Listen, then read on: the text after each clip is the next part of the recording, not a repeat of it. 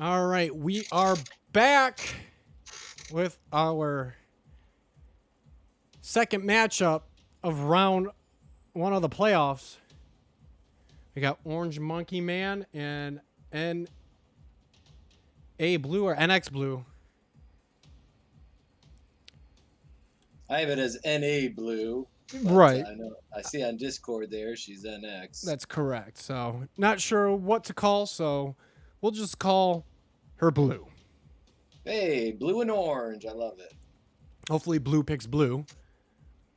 That would make life very easy.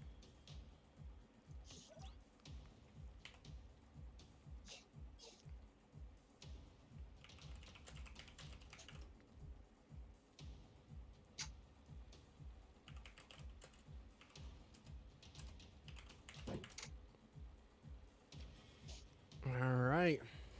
Blue does pick Blue. We are getting started here.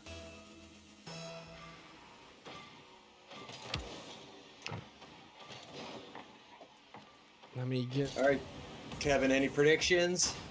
Oh, let's see. Orange Monkey Man getting the first goal. Oh, wait. That just happened. Sorry, a little late on that. I don't know. We'll see how this first one goes. You know, with Orange Monkey Man getting the first one, I'm going to have to go with Orange Monkey Man right now at this point.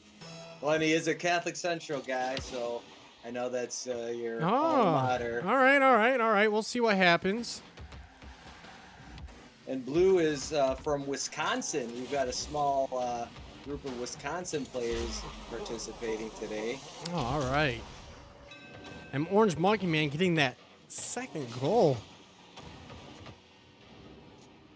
The defense was good. Blue was there battling it out, but Orange Monkey Man had some nice little, I don't know what you call that little flip move he did there, but that was pretty sweet.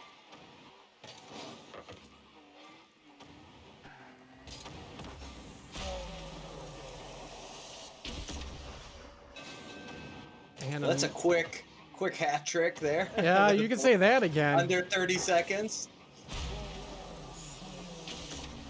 Now, let me ask you, as an experienced Rocket League player, Kevin, how long does it take you to kind of get familiarized with your opponent? You know, because I'm sure everyone has their own little tricks and techniques that they use and the style. You know, you try to get a feel of it about the first minute or so. You know, everyone has their own little, you know, their weaknesses and their strengths. Usually when I play 1v1, I'll just go in there, try to feel it out, see what my opponent's doing, and from there I'll just try to take advantage because, you know, for me, I try to switch it up as much as possible. You know, even if one thing's not working, I might try it again because you just might catch him off guard. And this Monkey Man gets another goal right there, going up 4-0. He's looking pretty dominant. Is there a possibility that he walks away with this first game, but then Blue kind of, you know, re-strategizes and can win the rest? Yeah, I think so. I mean, we kind of saw that in the first match that we saw. You know, it was highly scored on one end, but the second game was a lot tighter. You know, it's going to be tough digging through this hole right now, I can tell you. Going up 5 goals, and we're not even halfway through the first game here. So it's going to be wholesale changes here for Nablu. So now, is Nablu, what should she do? Just be hanging back at the goal playing defense? Or yeah, at this point, you know, there's a lot of scoring going on. I would try to be hanging around my net and trying to create an opportunity to hit the ball where the other player's not at. Because if he hits that ball right in front of you, it's going to be trouble. I mean, we saw it a few times last game. That ball just stalls out right in front of the net, and it's an easy tap-in. So you just got to have enough power to clear that ball out of the way, because if you don't, it's going to smell trouble. Yeah, we're still fairly early on, and it's a pretty big hole that Blue's in. So I don't know if she's going to be able to climb out of that one. Has some good moves here, but just can't can't make a. It's not necessarily a mistake right there, but you know, you see Nablu was going for that, but Orange Monkey was way too quick on it, and it goes right over Blue and into the net.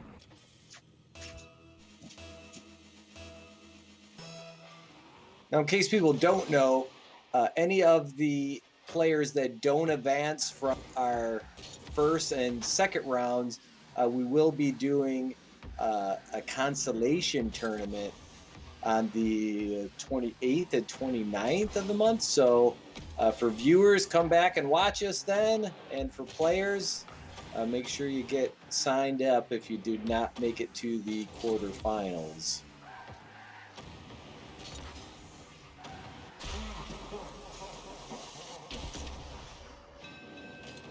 Now, Kevin, what about a strategy where you're just attacking the other player?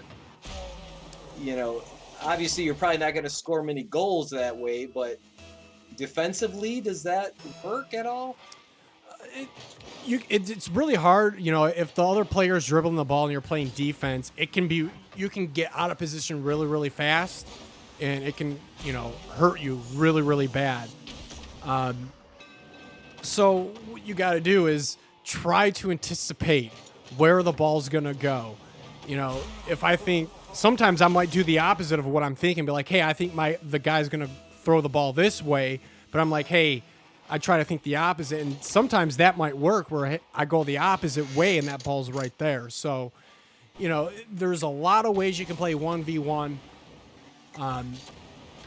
Yeah, it's either you play really good defense, and you know, good defense brings good offense. If you can get that defense, that ball will come opening up for you and possibly getting a goal. 10-0.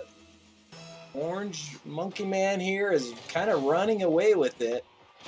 But we've seen that a lot today, haven't we? We've seen some double-digit scores. I think I saw one that was 21-1.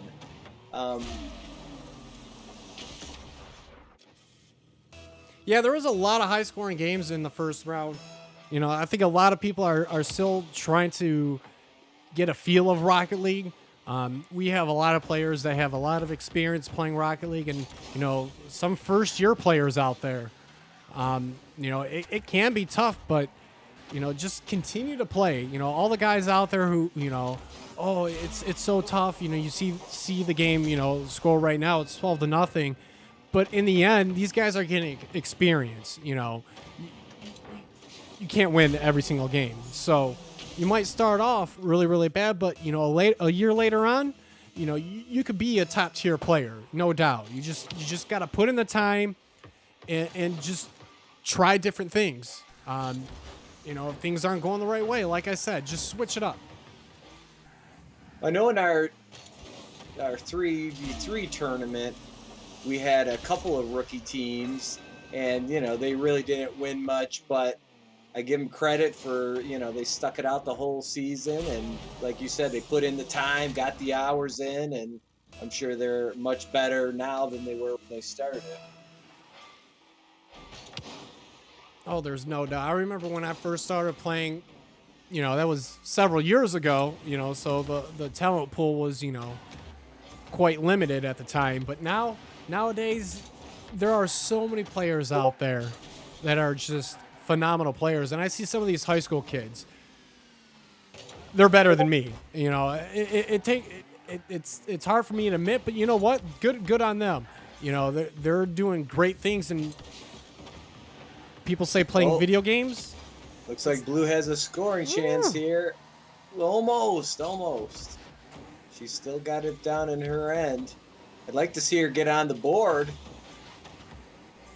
Can she get saved? Almost. Oh, that was almost a great save. Just missed it. And it seems like that's really what separates the good from the great players, is not a lot.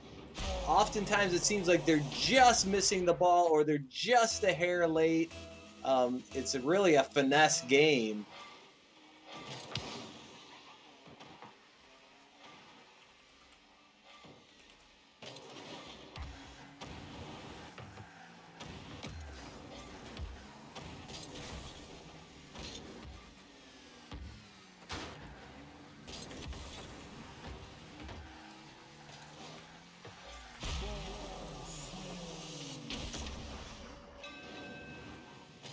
Sorry, got a little behind the scenes actions going on over here, so I'm messaging one of our admins running the tournament. So, I think our record this week has been 21 goals scored. So Orange Monkey Man is very close to getting that. Let's see if, well, no, 30 seconds left. I don't think he's going to be able to score 6 goals. I'm sure he could still get a couple more in. Oh, Blue gets on the board. Finally. Nice. Gets a little breakaway action. You see the hit there, just missed. And Blue, straight shot to the net, easy.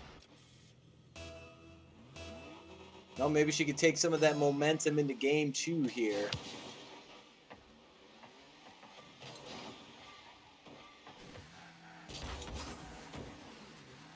Oh, there's another scoring opportunity. Almost. Just not enough time to get it in again. Oh! An Orange Monkey Man. That was pretty sweet maneuvering, I gotta say. Gets the buzzer beater. And we'll jump right into game number 2 as Orange Monkey Man takes game 1.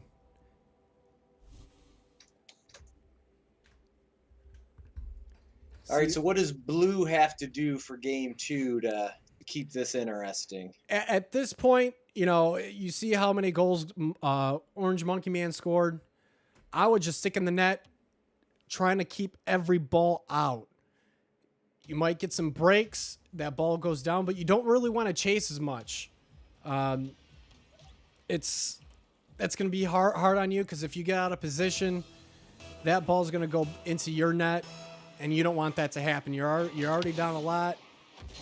You had a lot of goals scored on you, so yeah, I would just stick in the net. That's all I would do. Now, is it hard for players that are used to doing 3v3? Is it hard for them sometimes to transition to Oh, it's an entire solo? You gotta approach it differently.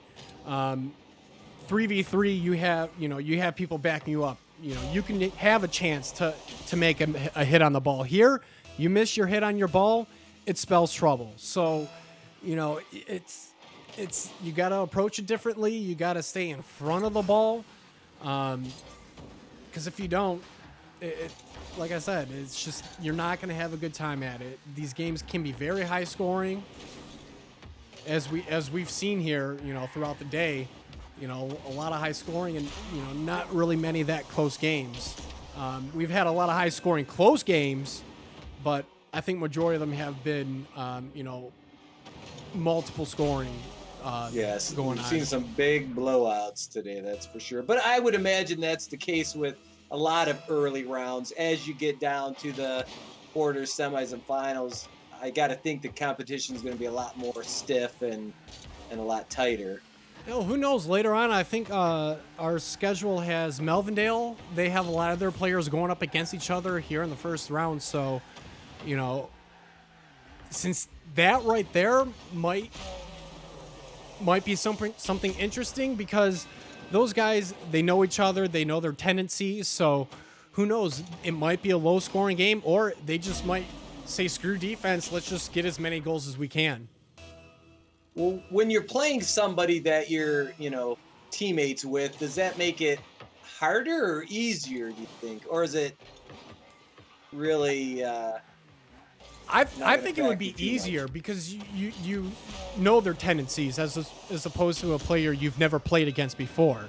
So, you know, you see how your teammates react, how they play, so you kind of know what their weaknesses are, like I said before. Yeah, so it's not going to have that feeling out phase where you got to kind of get to know the player and Right. how they maneuver and react. Now, I don't know how these guys practice, if they just do straight up 3v3 practice, or if they do 1v1 you know, games in practice or whatnot. But, you know, I think 1v1 can be a great tool to build your overall abilities.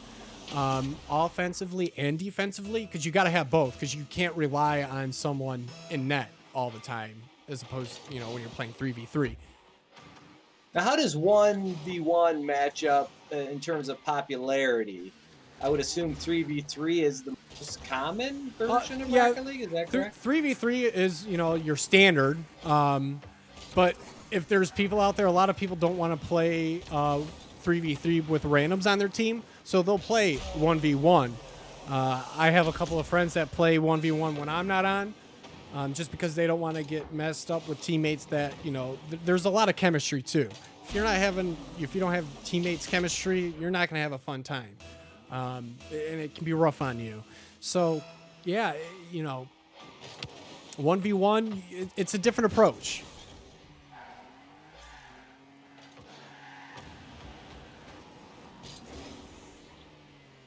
Well, we're a couple minutes into this game, and it seems like the scoring is about at the same point as it was last time. Not yet a runaway, but, well, I guess I spoke too soon. But I mean, there's plenty of time for OrangeMonkeyman to hit those double digits again. One of the things that I see a lot of players have trouble with, especially newcomers, is when that ball hits in the corner, or it takes a funny bounce off the wall and it comes like straight down at an angle. Those can be really, really tough to play. I know they still give me trouble to this day. So those can be really, really hard to defend. And look now, here. What we just saw was Nablu tried to clear the ball by crossing in front of the goal to the other corner. It didn't seem like it worked out for her, but is that typically a good strategy, or do you want to try to get it to the other end? It depends on the situation you're in. Right there, that was a great move. It's just unfortunate that Orange Monkey was right there to make that block happen. Got it. I like to move crossways from. Oh, here we go. Looks like Nablu's got an opportunity to get it in. Almost. Oh, almost. But you see, and again, I think. Oh, go ahead. No, I was gonna say, but you see how bad that can burn you if you try to move that ball down the field and you miss the shot. You see that ball coming down the field your other end. That guy has a lead. That can be trouble. So you gotta put yourself in position to make sure that doesn't happen. Yes, of course you want goals, and it does happen, but just keep in mind, players out there. Yeah, you gotta always have that. Monkey Man, OrangeMonkeyman55, 9 goals.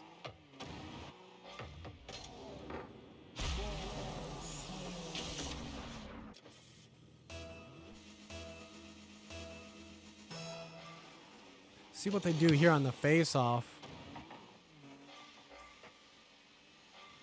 Orange wins the face-off, and it goes into blue zone. And you see how that bounce there off the edge I was talking about? It bounces funny, and you just can't time it right. And that's something that players deal with all the time. It's not just one player; it's everyone. Those angles can be very, very deadly.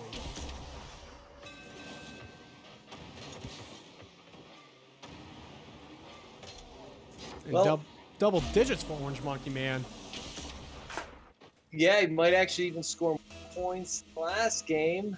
I'd like to, since it looks like Nablu is not going to be advancing to our quarterfinals, I'd like to invite her and make sure to remind everybody else who did not make it or does not make it to the finals to compete in our consolation tournament that we're going to have on the 28th and 29th. And, of course, we'll let all the competitors know. We're just trying to get some more competition in over this long holiday break. Yeah, one thing, too, I want to point out a difference between 1v1 and 3v3, the pace. You know, you can tell it's kind of like a slow snail's pace if you know the ball doesn't get rolling. Compared to 3v3, that ball's flying in the air. Sometimes, you know, the ball doesn't even hit the ground for a minute or two. So, you know, 1v1 definitely a challenge for these players. And what about duos? I've seen some of our neighboring high school esports associations. They're going to be doing some duo tournaments. Tell me a little bit about that. Yeah, you know, duos is you know, 2v2. Um, it's a lot different than, you know, 1v1, but you have the chance where you have a guy playing defense where a guy's sitting at the net, but you always don't want to have the guy sitting at the net too, because you're going to want to pass that ball from the to the center off the sides and possibly get a goal. So you know, you got to really work with your teammate. Communication is key. You can get away with communication a little bit on 3v3, but with 2v2, it's very critical to know where your teammates are. And then I believe there's also is that correct? Pardon me? There's also 4v4. Yes, chaos. That is just Chaos. Okay. 4v4 is chaos, and that is exactly what it says. The map sizes, the standard map sizes, I think, in my opinion, are way too small. And I think Wastelands is a bigger map that can handle that a little bit. But you see here, Orange taking the series. OrangeMonkeyman going on to the next round. Congratulations to OrangeMonkeyman. Good game to Nablu. We want to thank her for coming out and participating today. And hopefully we'll see her in a week or so for consolation round. Yep. Who do we have next? Markham and Grandmaster Cobb. Is that correct? That is correct. And I believe we will be back shortly. Any closing words before we go to intermission, Denver? No, just another strong showing from Catholic Central player. So be curious to see how that team does collectively throughout the tournament. All right. And we will be right back.